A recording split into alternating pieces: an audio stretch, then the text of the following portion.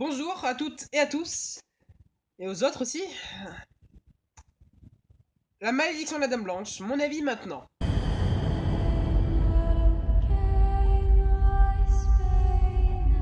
Ce film, je n'ai pas de raison de le détester et de le haïr, mais je n'ai aucune raison de l'apprécier et de le surkiffer. C'est vraiment un film passable moyen. Voilà, pour ceux qui veulent avoir mon avis, peuvent partir, et ceux qui ont envie de savoir mieux et plus en profondeur mes arguments pourquoi je trouve ce film moyen, bah peuvent rester. Quand je dis que c'est un film moyen, c'est un film moyen. Mais en termes de film d'horreur, il est pas ouf. Bah, comme Conjuring 3 finalement.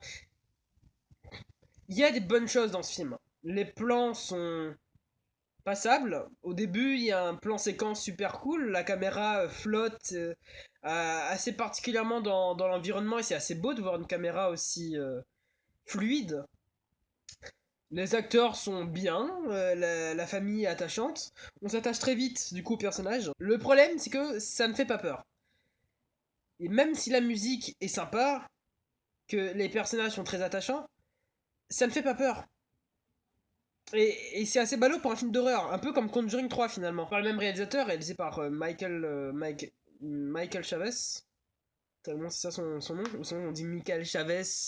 Je ne sais pas. Il y a plus d'éléments horrifiques que Conjuring 3. Tout simplement parce que dans La Malédiction de la Dame Blanche, le personnage, l'antagoniste, le démon finalement dans ce film, est alors là beaucoup plus efficace, effrayant et beau que le méchant, l'antagoniste dans Conjuring 3. Du coup, ouais, pour ça, le film, je pense qu'il est meilleur que Conjuring 3. Mais c'est tout. C'est un film court, et ça fait extrêmement plaisir de voir un film d'horreur court, parce qu'avec le Conjuring 2 qui dure 2h40, le temps d'un Avengers, on sent passer. Ce film-là, non, vraiment, il est pas trop court, il est pas trop long, il a pile le bon moment pour tout simplement faire son film. Les personnages, nous avons le personnage d'une mère veuve. Du coup, il y a un combo qui fait qu'on s'attache très vite à elle. Nous avons aussi des enfants. Ben, vu que c'est des enfants, on s'attache très vite à eux. Bref, il y a tout le pack, tout le starter pack d'éléments qui fait qu'on s'attache très vite aux personnages. Et j'apprécie énormément. Et d'ailleurs, les acteurs qui jouent du coup les enfants, du coup, je trouve qu'en vrai, ils font du bon travail. J'ai vu mieux, mais j'ai vu beaucoup pire. Du coup, ouais, il faut féliciter ça au moins. Le problème, selon moi, c'est les éléments horrifiques, ben, qui, comme fait partie du Conjuring Verse, a les mêmes défauts que le Conjuring Verse. Ça veut dire ce fameux plan où on voit l'esprit, le fantôme, bref, on voit le méchant tout au fond, par exemple, d'un couloir. Le méchant avance un petit peu, on le voit plus parce qu'il est dans le noir, ou sinon il y a un élément qui passe à côté de lui, ou il passe derrière un meuble. Et en fait, le monstre est beaucoup plus près de ce qu'on croyait. En fait, il est juste à côté de toi. Ces éléments-là qui en vrai commencent un peu à être redondants. Voilà, en plus récemment, je me suis fait genre Conjuring 1, Conjuring 3, Annabelle 3, et là je me refais ça. Il y a une répétition, ça fait plus peur à un moment donné. Encore dans Annabelle 1, c'est le début, ok, c'est incroyable, mais là, non, en fait. Du coup, à chaque fois quand ça se passe, bon, on sait que ça va se passer. Voilà. Mais quand on voit par exemple la Dame Blanche au fond par exemple d'un couloir, il y a de quoi avoir peur. Elle est vraiment creepy. Et vu que qu'elle est blanche, qu'elle est grande, que c'est une dame et tout, et ça fait beaucoup penser, en tout cas pour ma part, à The Grudge, à Kayako dans The Grudge et à The Ring, mes deux traumatismes d'enfance. Ce qui fait que, ouais, il y a des moments où on la voit, et juste le fait de la voir, de voir sa silhouette, ça me fait genre effet quoi. Voilà, ça me fait penser à The Grudge et je suis pas bien. Mais de lui-même, le film n'est pas effrayant. Une scène où il y a un élément horrifique que j'ai adoré, que j'adore, que je surkiffe, que vraiment c'est un plan, pour ça je vous demande de regarder le film. C'est un plan où il fait noir, la dame est dans la maison du coup, la mère, elle part dans sa chambre, et du coup la caméra est une caméra suivie, on la suit de dos comme un personnage de TPS normal. Du coup on la suit, et ça se passe rien, aucune musique, juste de l'ambiance, ça fait bien plaisir. Et elle rentre dans sa chambre. Rien d'effrayant, sauf que dans le plan, on voit que, en fait, tout à droite, dans le noir, un peu recalé, on voit qu'il y a la Dame Blanche. Et ce genre de plan, je trouve ça extrêmement effrayant. Le fait que pour le fait que finalement le film n'a pas voulu appuyer sur le fait qu'il y a un fantôme. C'est juste toi et ton regard, c'est toi qui dois deviner qu'il y a un fantôme ici. Et le fait qu'il y a vraiment, du coup, ça fait extrêmement peur. Ce qui fait que Dans tous les restes du film, quand il y avait un plan où on voyait les personnages parler, j'avais peur de regarder derrière eux dans le background. J'avais peur de croiser vraiment du coup la Dame Blanche qui les regardait.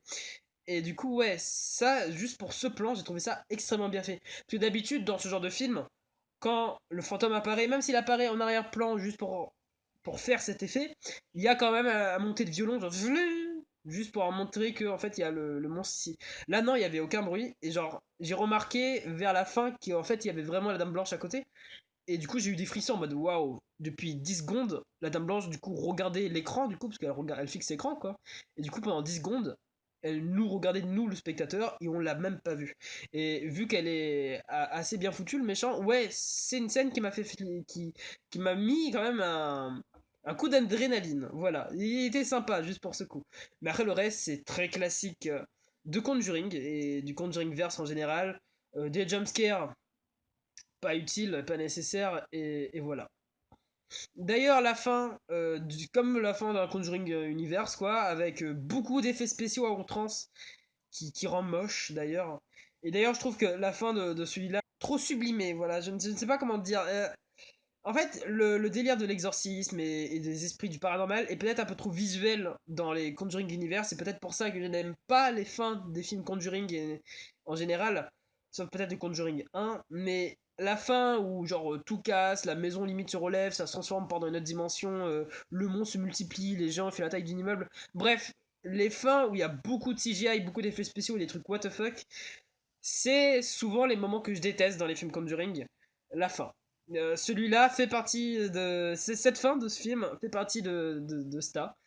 Parce qu'à la fin, le monstre se désintègre. En fait, il faut planter le monstre à coup de crucifix. Bah voilà. C'est pas forcément. Voilà, je n'aime pas la fin. Le coup, comme je vous ai dit, l'horreur est assez bien foutu. Pour les gens qui ne sont pas du tout habitués à regarder Conjuring, Conjuring Universe en général, ils vont sûrement avoir peur et kiffer. Mais sinon, les restes, voilà quoi. Si vous êtes habitué à voir Annabelle, vous n'allez pas avoir peur de la malédiction de la Dame Blanche, hein. C'est un film oubliable, très oubliable même. Voilà quoi, en général, voilà. La musique est assez sympa. Il y a des musiques que j'ai retenues qui fait du bien à entendre, mais ils sont pas transcendants. Voilà, il est présent, il fait le café. La méthode du monstre est un peu ballot. Parce que finalement, il y a à chaque moment que la Dame Blanche apparaît, elle peut easy tuer tout le monde. Mais elle ne le fait pas. Genre, elle apparaît devant un enfant, par exemple, elle prend son bras et elle hurle pendant 5 secondes. C'est ballot parce qu'on voit qu'il y a beaucoup de moments où le film peut se terminer parce qu'il y a tellement de moments où la Dame Blanche pouvait buter ses enfants ou buter n'importe qui. Mais non, à la place, on laisse 10 secondes pour que le héros réussisse à trouver une pirouette pour s'échapper plutôt de l'emprise de la Dame Blanche. Bref, euh, voilà. Parce qu'en vrai, la Dame Blanche pouvait juste sauter sur le gosse et le trucider, le tuer d'un coup. Mais non, il faut d'abord l'attraper, il faut le hurler dessus pendant 10 secondes. Voilà. Du coup, pour ça, vraiment, j'ai pas trop aimé parce que vraiment, parfois, c'est abusé. Encore quand ça se passe une fois, on dit ok. Mais là, ça se passe genre en 5-6 fois où la Dame Blanche apparaît, prend la personne, le hurle dessus et attend que la personne réussisse à s'échapper. Et du coup, je me demande, est-ce que la Dame Blanche veut vraiment tuer les gens ou comment ça se passe, ou elle veut juste faire peur? Du coup, ouais, l'histoire est assez bien finalement. Il y a peut-être un moment où il y a un prêtre qui apparaît, qui spawn littéralement derrière un arbre, et on a du mal à comprendre d'où il apparaît, d'où il vient. Après, on comprend vite fait qu'en fait, il y a une église juste à côté, mais dans l'histoire, ça vient tellement brut comme ça, genre il apparaît, il spawn, c'est perturbant. Mais ouais, voilà. À part ça, l'histoire est assez efficace, le film est court, la musique est bien, les acteurs sont bien, les éléments horrifiques, il y en a pas tant que ça, enfin il y en a, mais c'est style Conjuring, du coup ça fait pas peur. Euh, mais il y a quand même un ou deux plans qui fait plaisir. Du coup, ouais, j'ai bien aimé. Ouais. La colorimétrie est plutôt efficace, la colorimétrie de ce film. Il y a pas, il y a des plans larges dans des villes qu'on voit où la scène se situe dans une maison et tout. Ça fait extrêmement faux. Au début, j'avais bien aimé, je faisais waouh, on dirait que c'est en 3D toute la ville. Bah, je pense, oui. Et à un moment donné, il y a de la pluie, et on voit que c'est juste des rushs de ville qu'ils ont pris, genre ville nuit.mp4, et qu'ils ont mis un effet de pluie par-dessus, c'est très moche. La pluie dans ce film est extrêmement irréaliste. Peut-être bien fait, oui, mais irréaliste. Et l'eau en général, d'ailleurs, le dernier plan se finit sur le reflet du personnage principal dans l'eau. C'est moche, enfin on voit que c'est pas de l'eau en fait, c'est mal foutu. Du coup voilà, c'est ballot.